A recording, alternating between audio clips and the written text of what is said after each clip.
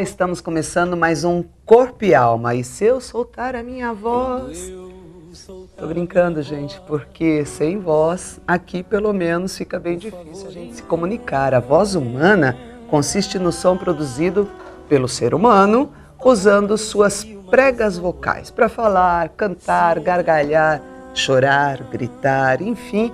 A voz é uma característica humana intimamente relacionada com a necessidade do homem de se agrupar, de se comunicar, que é isso que a gente está fazendo aqui, transmitir conhecimento.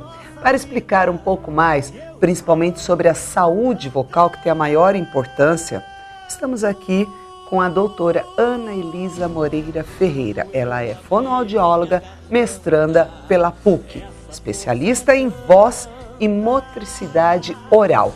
A doutora Ana Elisa atua em fonoterapia e assessoria individual ao profissional da voz, que somos todos nós aqui, né? Ela também é membro da diretoria da Sociedade Brasileira de Fonoaudiologia. Muito bem preparada.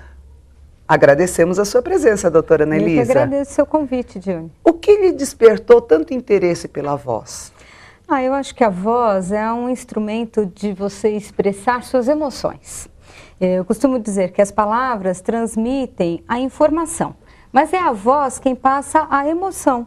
É a voz quem diz o que seu coração quer transmitir para o outro. Eu posso expressar felicidade, tristeza, arrependimento, alegria pela modulação da minha voz. Isso me encanta muito, me encanta realmente. Os locutores que trabalham sem transmitir a sua imagem e pela voz você consegue perceber aquilo que eles estão querendo dizer. Criar tantas fantasias na cabeça do ouvinte? Muitas, muitas. Até apaixonam algumas ouvintes, Muitas, né? Mas muitas. Eu trabalhei muito em rádio, eu sei bem o que é isso, né? A gente, assim, com a voz, como você disse, mais que tudo, com o tom, você leva as pessoas a pensar exatamente naquilo que você quer. Acho que você tocou num ponto, olha, às vezes a palavra é a mesma, né? Eu posso dizer vida, vida, vida. Exatamente. São três, né, bobagenzinhas aqui, mas são três informações diferentes com a mesma palavra. Eu só mudei a entonação, o tom. Então, como é importante... cuidar desse bem tão precioso. As pessoas, você acha que elas cuidam bem das suas vozes? Eu posso dizer que nos últimos 10 anos melhorou muito a conscientização das pessoas para as questões da voz. Antigamente a gente divulgava pouco o que é voz, a importância dos cuidados. Hoje já se sabe um pouco mais, mas ainda tem muita gente na população geral que não sabe que os cuidados são básicos, são simples e também não sabem que se não cuidar, eu corro o risco de tornar a minha voz rouca, desagradável ou até mesmo perdê-la por conta de falta de hábitos. Tem assim alguma coisa que seja bem comum que as pessoas façam no seu dia a dia e não estão pensando que prejudique tanto? Olha, cuidar da voz é cuidar da saúde geral. Então, vários hábitos de falta de cuidado com a saúde refletem numa voz inadequada. Então, por exemplo, uma má alimentação.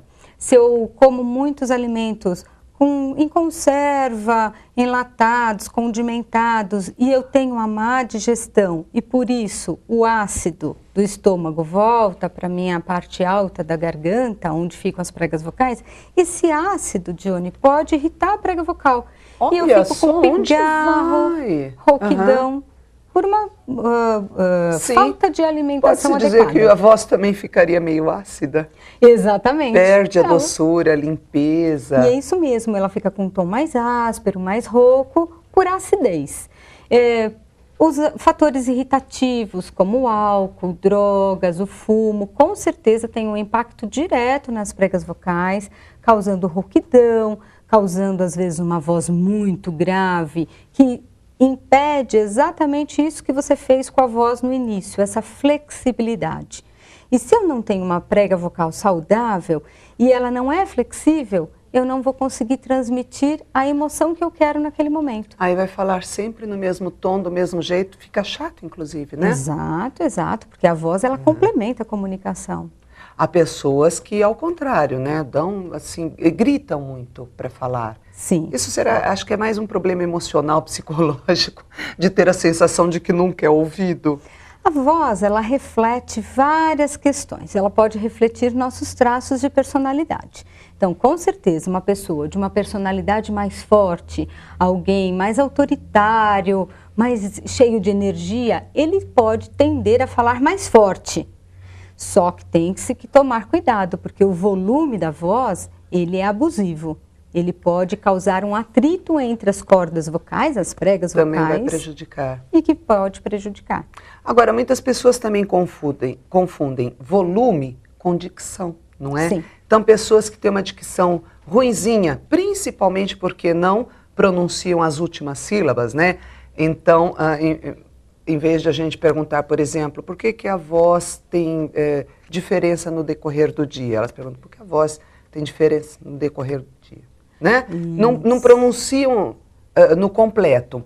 E aí você pergunta o que você disse, elas aumentam o volume. Não, eu ainda não entendi, aumentam mais o volume. É uma confusão que realmente prejudica bastante a comunicação, não? A articulação, ela é muito preciosa para a comunicação. A articulação é o movimento que eu faço com meus lábios, com a minha língua, para produzir cada som.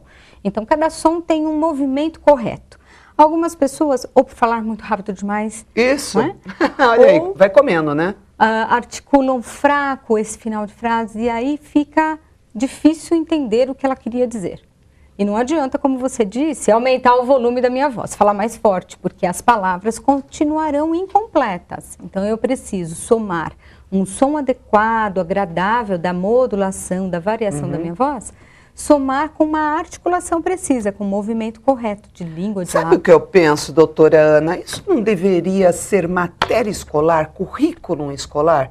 Porque a comunicação equivocada, o mal entendido, enfim, esses problemas da comunicação são tão nocivos, destroem oportunidades, fazem com que as pessoas se desentendam muitas vezes, até entrem numa discussão, porque uma não entendeu errado, né, o que a outra disse, e fazem essa confusão entre volume e articulação, dicção.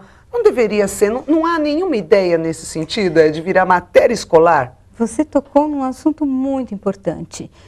Nesse novo século que vivemos, uma das competências mais avaliadas nas pessoas que vão até em busca de um emprego, um primeiro emprego ou uma troca de oportunidades, é a competência comunicativa. É como a pessoa fala, como ela se expressa, o tom não de voz importa que ela tem. Em que área essa pessoa atua. Pode ser um engenheiro, pode ser, ela pode, no seu trabalho, no dia a dia, trabalhar fechada, sozinha, mas em algum momento ela vai ter que se comunicar. Então esse fator está pesando na hora da contratação, não é? Júnior, eu já fiz processo seletivo para seguranças de empresa, que você, num primeiro momento, acha que o segurança é aquele que não vai precisar falar muito, porque ele fica ali protegendo. Mas o que a empresa pensava?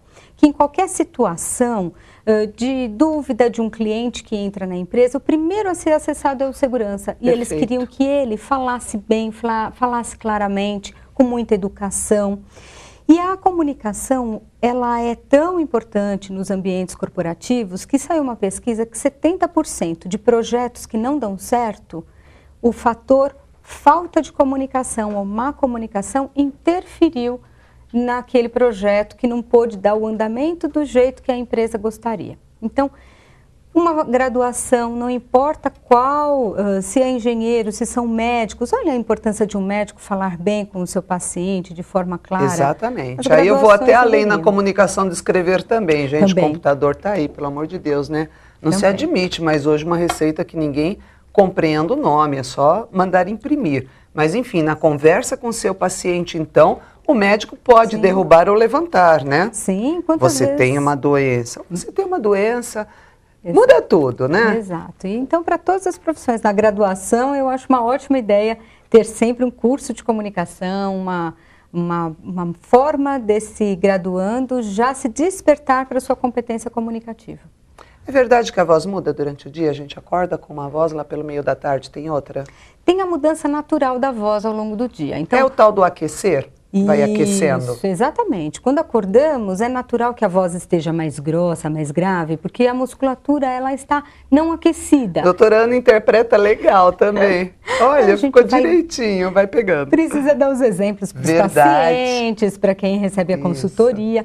Ao longo do dia, essa voz vai aquecendo, mas uma coisa é importante tomar cuidado com a mudança negativa da voz. Porque a voz pode ir mudando para pior.